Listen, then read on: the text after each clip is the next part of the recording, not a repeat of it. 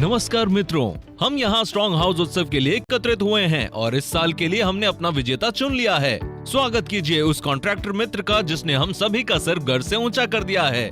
Contractor Jayaprakash. उन्हें एक सुंदर और मजबूत घर के लिए पुरस्कार मिल रहा है। ये पुरस्कार पाना आसान नहीं था। हमने जब उनके मकान की जाँच की तब हमने जाना कि उनका मकान सभी परीक्षणों में खरा उतर सकता है। मकान में रिसाव या नमी की कोई समस्या नहीं थी। नमस्ते मित्रों, मेरे लिए यहाँ आने के लिए आप सभी का धन्यवाद। मेरी सफलता का राज है उम्दा वाटर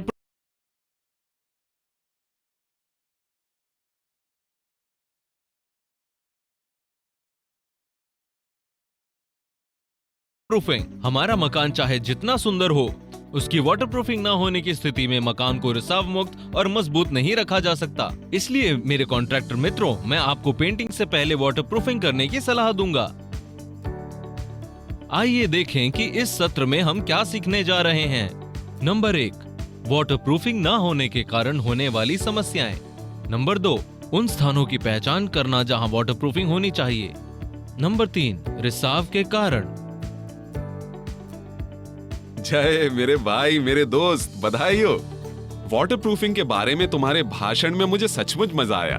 और वाटर प्रूफिंग के बारे में तुमने जो कुछ भी कहा वह बिल्कुल ठीक है। हाँ, बिल्कुल ठीक है। देखो, हमारे कॉन्ट्रैक्टर लोग बिना वाटर प्रूफिंग के पेंट करते हैं और इसके बाद हमें ग्राहकों की शिकायतें मिलती हैं। अब अपने ठाकुर साहब का घर ही देखो, उन्होंने वाटर प्रूफिंग कराए बिना ही किसी से पेंटिंग कराई थी। अब देखो, ठाकुर साहब ने हमें तब याद किया जब उनके मकान की हालत खराब होने लगी। आओ चलें और देखें। वीरू, क्या तुम्हें ये दरारें दिख रही हैं? ओह, तुम दरारें देख रहे हो? इस पानी के जमाव पर नजर डालो और छत को देखो जिस पर काई जमी हुई है। और जगह जगह पेंट की पपड़ी देखो और हर जोड़ से पानी रिस रहा है। पेंट तो देखो, लगता है कि दशकों पहले किया गया हो। हमें ठाकुर साहब को क्या कहना चाहिए कि ये समस्याएं क्यों आई? देखो, जब कोई काम ठीक से ना किया जाए या फिर बजट संबंधी कोई समस्या हो तभी मुश्किलें खड़ी होती हैं।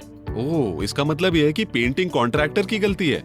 ये मुझे नहीं पता, लेकिन ये भी संभव है कि उपयोग किया गया सीमेंट घटिया गुणवत्ता का रहा हो या फिर हो सकता है कि नालियां और पाइप अच्छी गुणवत्ता के ना हो और उनमें रिसाव हो। रिसाव की बहुत सी समस्याएं छज्जे से आती हैं या फिर एसी या छज्जे पर रखी टंकी की ठीक से फिटिंग ना होने से छत पर दरारें आ जाती हैं। ओहो, ऐसा लगता है कि यहाँ सारी समस्याएं एक साथ ही आ गई हैं। और कोई कॉन्ट्रैक्टर तब क्या करे जब पिछले साल मौसम ने खूब बारिश और तूफान से कहर बरपाया हो। वीरू, केवल एक या दो जगह वाटरप्रूफिंग करने का कोई फायदा नहीं होगा। दीवारों की वाटरप्रूफिंग करना महत्वपूर्ण है क्योंकि जब बारिश ज्यादा होती है तो सल्फर और कार्बन डाइऑक्साइड के बीच रिएक्शन होता है। यहाँ तो स्लैब, कॉलम और बीमों में भी नमी के चलते दरारें पड़ गई हैं। इनकी भी वाटरप्रूफिंग की जानी चाहिए और जिन जगहों पर पानी की वजह से प्लास्टर में दरारें आ जाती हैं, वहाँ भी वाटरप्रूफिंग की जानी चाहिए। कई बार पानी के जमाव के कारण स्लैब कमजोर हो जाते हैं। छज्जों पर पानी जमता है, इसलिए वहाँ वाटरप्रूफिंग पर खास ध्यान दिया जाना चाहिए। क्या तुम पानी की टंकियों को भूल गए हो? वो भी रिसाव का मूल स्थान है।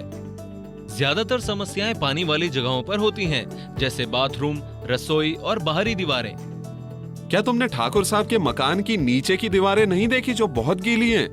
हाँ, और वहाँ छज्जे और मुंडेर से भी बहुत सारा रिसाव हुआ था। मेरा ख्याल है कि पूरा काम नए सिरे से करना पड़ेगा। अगर हम उनके घर की स्थिति सुधारना चाहते हैं तो हमें हर जगह वाटरप्रूफिंग करनी होगी। इस सत्र में हमने सीखा, दीवारों पर वाटरप्रूफिंग ना होने के कारण पेंट का उखड़ना, काई लगने, रिसाव और नमी जैसी समस्याएं हो सकती हैं। रिसाव की ज्यादातर समस्याएं छज्जों, बाथरूम और रसोई जैसे पानी वाले हिस्सों से शुरू होती हैं। रिसाव की समस्याएं सीमेंट या छज्जे की वाटरप्रूफिंग नहीं करने से होती है।